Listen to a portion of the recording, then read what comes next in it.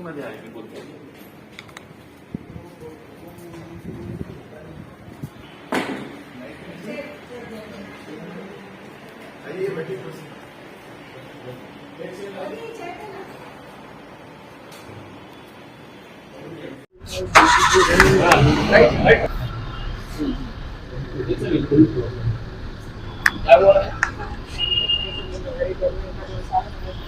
कुछ भी नहीं मिला.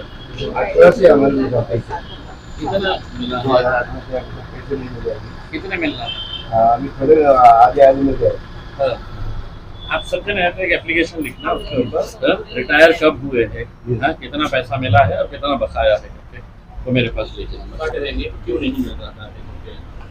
ये आपका राइट है, आपको मिलना चाहिए पैसा. पैसा मिलेगा आपको, पैसा मिलेगा आपको. आप उसको लिख के दे दीजिएगा.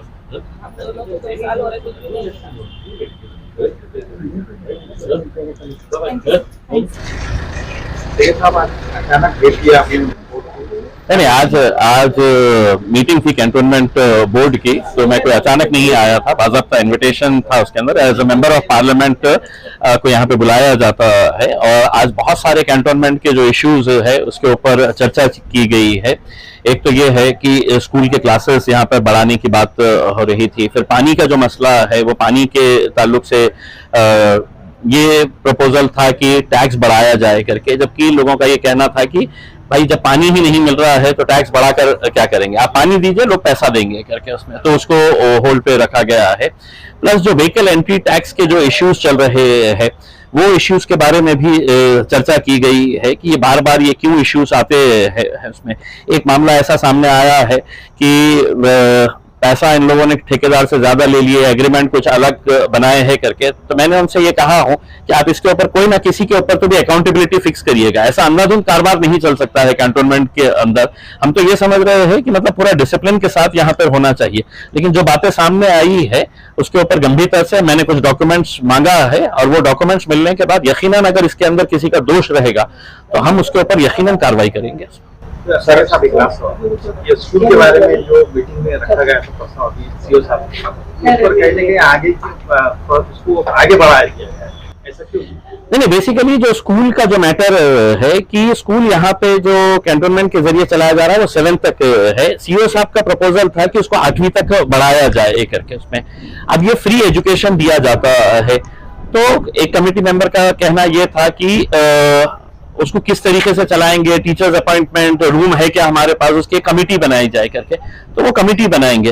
और हमने उनको एक सुझाव दिया है कि आज यहाँ पर इतने सारे इंडस्ट्रीज है, सीएसआर का बेहिसाब फंड है यहाँ पर, तो आज सिर्फ एक एक क्लास किसी से मंगिए मत. आज अच्छा प्रपोजल बनाइएगा, आप अच्छा प्रपोजल बना के है तो आप दीजिएगा, हम सीएसआर फंड है तो लेके आके आपको अच्छी बिल्डिंग बनवा के हम देते हैं. तो बहुत सारे डेवलपमेंट के इश्यूज के बारे में भी चर्चा हुई है.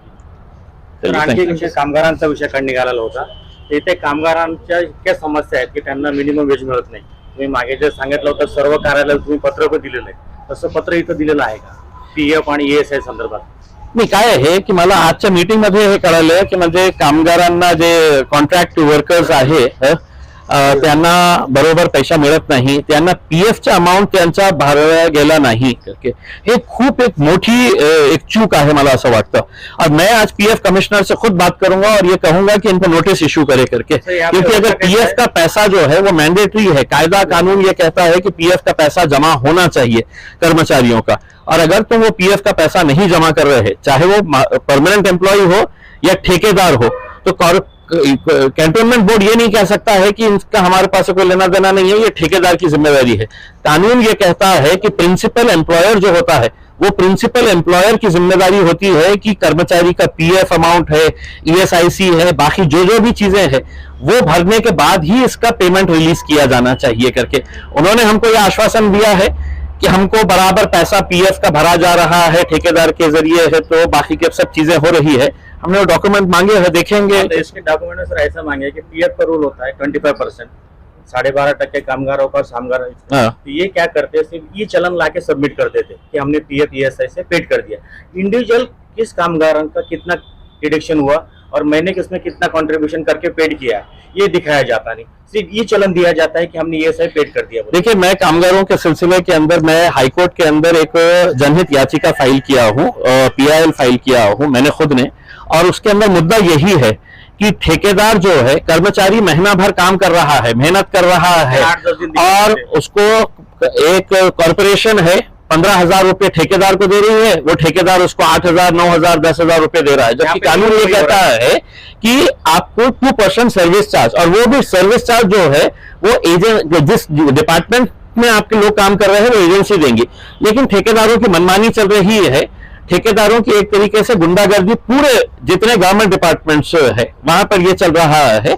अब ये हो इसलिए रहा है कि वहां के अधिकारी इनके पार्टनर्स बन चुके हैं, तो बेचारा कामगार जो काम करता है वो जब ठेकेदार के पास जाता है तो ठेकेदार कहता है कि तू कल से मत आ। वो बेचारा गरीब कर्मचारी इस डर से खामोश बैठ जाता है। जब ऑफिस में जाता है वो इंसाफ मांगने के लिए तो ऑफिस वाला कहता है कि तुम तो मेरे कर्मचारी है ही नहीं है, तुम जाके ठेकेदार से मिलो।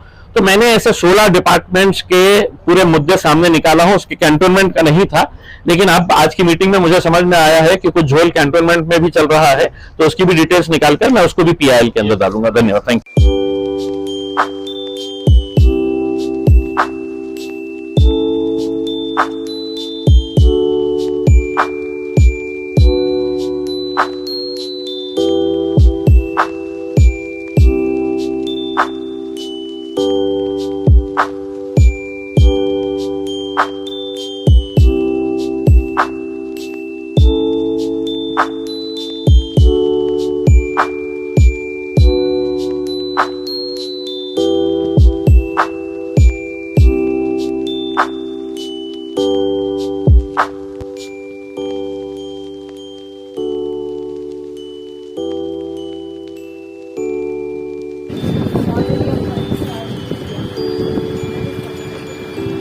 समझ में आया 2012 के समय